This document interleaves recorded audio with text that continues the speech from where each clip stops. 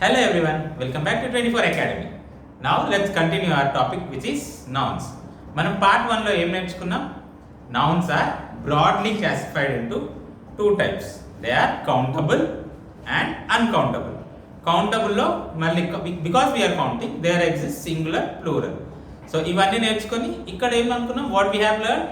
We have learned when to use which verb. Singular verb form ఎప్పుడు use చేయాలి, plural verb form ఎప్పుడు use చేయాలి అనే two concepts మనం బ్రీఫ్గా నేర్చుకుందాం. Then there after we also learn rule number 1 which girls subject verb agreement. Okay, subject verb అగ్రిమెంట్లో rule number 1 ఒకటి నేర్చుకున్నాం. What does that rule deals with? That rule deals with nouns which always occur in plural form. ఎప్పుడు ప్లూరల్ ఫామ్లోనే ఉండే nouns ఏంటి అని చూసాము. దానికి వర్బ్ ఫామ్స్ ఎలా ఇవ్వాలి. We have learn all those things. Now let's jump into rule number 2 today. What is rule number 2? Few nouns end with s seems plural but they are singular in real. What does that mean? దాని అర్థం ఏమిటి? దాని అర్థం కొన్ని nouns మనకు చూడడానికి s ఉన్న కారణంగా ప్లూరల్ అనిపిస్తుంది. Okay, generally pen pens s వచ్చింది కాబట్టి ప్లూరల్ అనుకుంటాం. బెంచ్ బెంచెస్ s వచ్చింది కాబట్టి ప్లూరల్ అనుకుంటాం. So in the same way ఈ నౌన్స్ కి కూడా s ఉన్నందుకు we might think it is a plural noun but actually they are singular only. Singular అయింది అని చెప్పడం వల్ల మనకి ఏం తెలిసింది? Then we have to understand because these are singular we have to use singular verb only not plural verb. అంటే ఈ యొక్క నౌన్స్ కి నువ్వు సింగులర్ అనే విషయం గుర్తుపెట్టుకోవాలి. సింగులర్ కాబట్టి we have to use only singular verb. What are the examples of such nouns? Mathematics, ఇక్కడ s వచ్చింది, that is always singular. Mathematics is singular noun not a plural noun. Same with economics, same with statistics, same with politics, same with news. News కూడా అంతే, s ఉంది. వార్తలు అంటాం తెలుగులో, ఇంగ్లీష్లో news. వార్తలు అనేసరికి you shouldn't assume it as plural. You should consider this as singular noun only. అలాగే gymnastics, aerobics, genetics, linguistics, phonetics, pilates, ethics. Okay, ఇలా ఇటువంటి నౌన్స్ ఎప్పుడూ మనకు ప్లూరల్ అనిపించినప్పటికీ they are singular form. Singular verbs ఏంటి? Is లేదా was depending upon the tense of the subject. ఇవి singular. Plural అయితే ఆర్, వర్ వస్తాయి కదా. సో వీటికి సింగులర్ వర్బ్స్ మాత్రమే వస్తాయి, నాట్ ప్లూరల్. ఓకే, అది మన సబ్జెక్ట్ వర్బ్ అగ్రిమెంట్ లో rule number 2 with respect to nouns. Examples చూద్దాం. Mathematics is a easy subject. Mathematics are కాదు, is. Okay, why it is because here mathematics is singular. Same with the news as well. The news is not reliable. Okay, you should not say if it is exam లో మనకి ఇక్కడ blank వస్తే the news plural కదా, r పెడదాం అనుకోకూడదు. News is not reliable. Reliable అంటే meaning ఏంటి?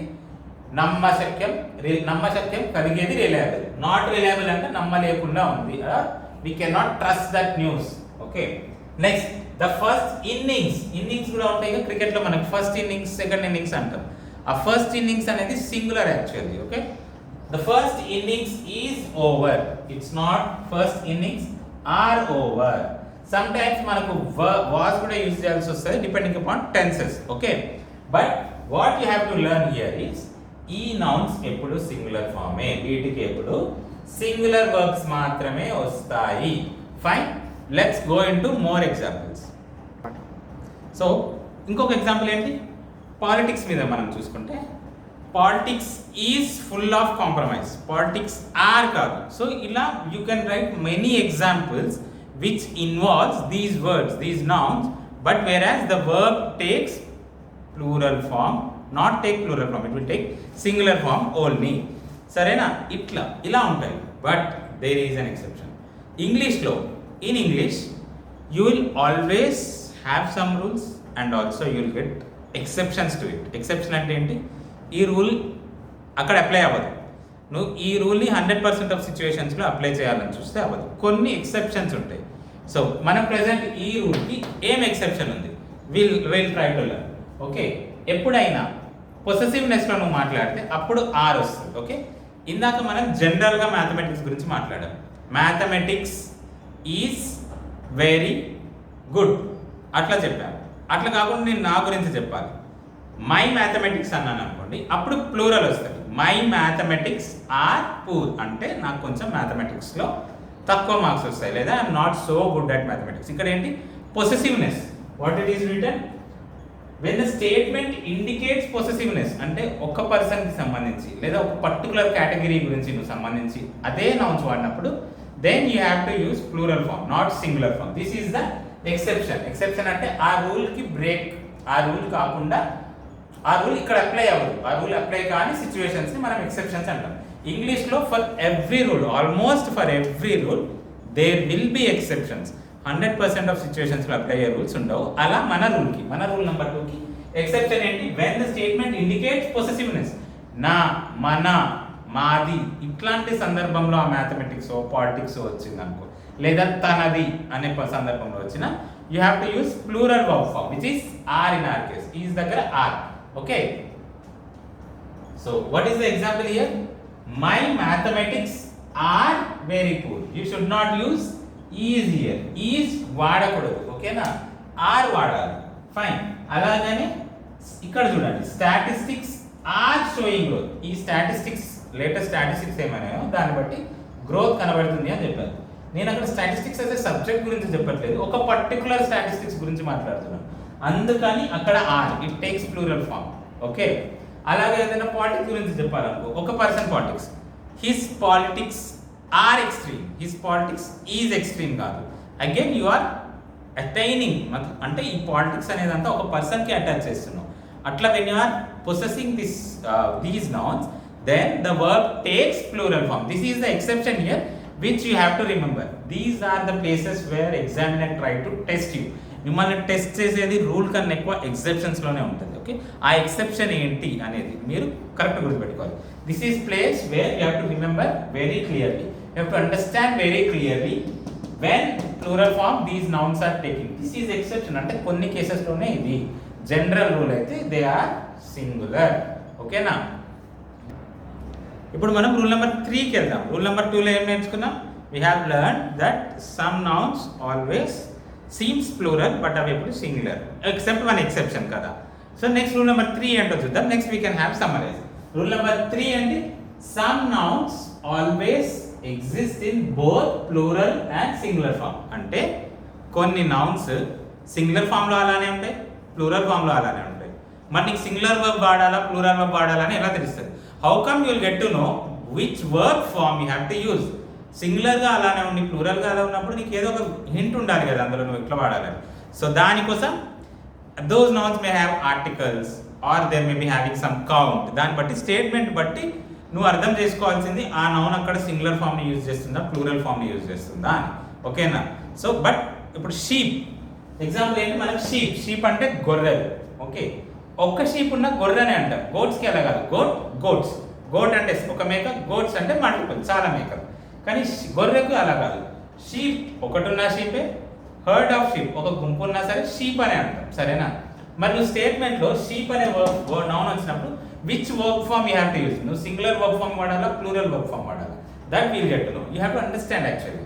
మీరు ఆ స్టేట్మెంట్ బట్టి అక్కడ సింగులర్ ఆ ప్లూరల్ అర్థం చేసుకొని దాని ప్రకారం వాడాలి. నెక్స్ట్ డీర్ కూడా అంతే, deer are headquarters. Headquarters అంటే ఏంటి, ఇప్పుడు మన డిస్ట్రిక్ట్స్కి హెడ్ క్వార్టర్స్ అంటే దాని మెయిన్ అడ్మినిస్ట్రేషన్, కంపెనీకి హెడ్ క్వార్టర్స్ అంటే దాని యొక్క మెయిన్ హెడ్ ఆఫీస్ అన్నట్టు. ఓకేనా, హెడ్ క్వార్టర్సే ఉంటుంది, హెడ్ క్వార్టర్ ఉండదు.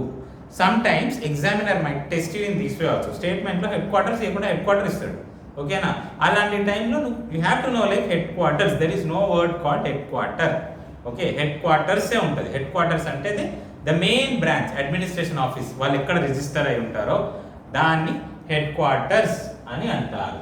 ఓకే, ఎలక్టరేట్ అంటే ఏంటి, షీట్ ఉండే ఇప్పుడు ఓటింగ్ ఎవరెవరు వేస్తారో ఎలక్షన్స్ జరుగుతాయి కదా, ఎవరెవరికైతే ఓటు హక్కు ఉందో అదంతా ఒక లిస్ట్ ఉంటుందా. So people who has voting eligibility are called electorate.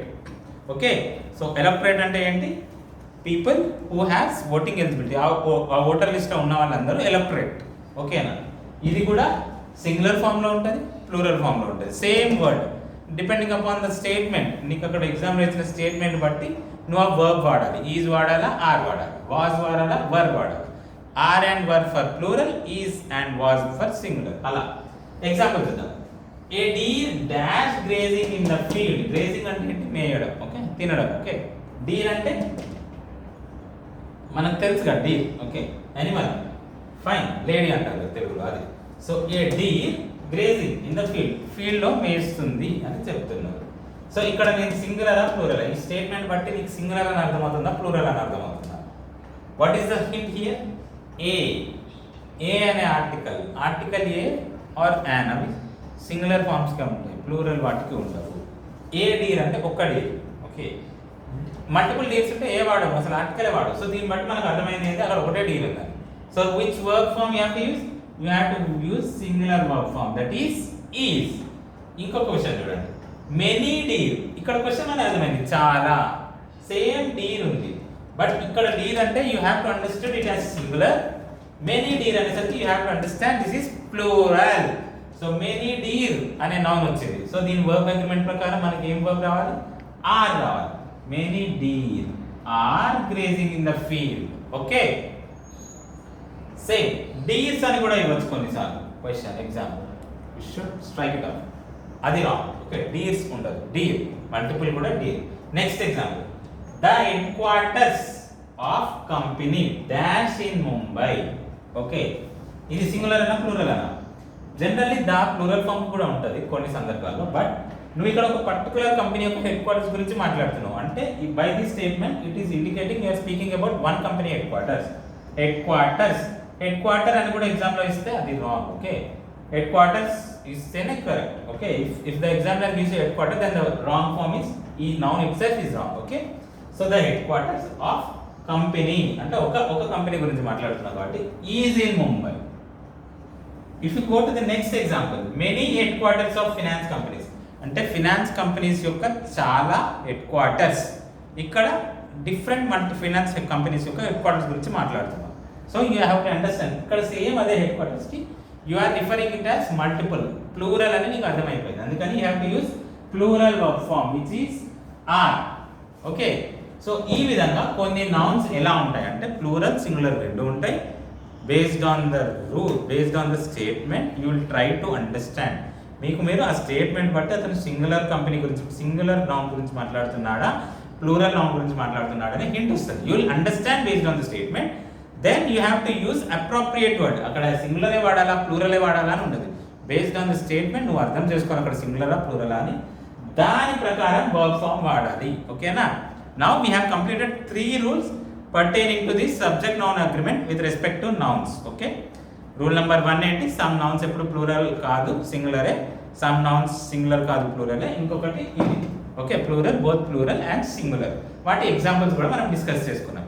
Okay, hope you have enjoyed this video. You have learned very good amount of knowledge by this video. Please like our content, share our content to your friends so that your friends also will not miss the knowledge which we are providing for free. Okay, thank you for watching. Bye.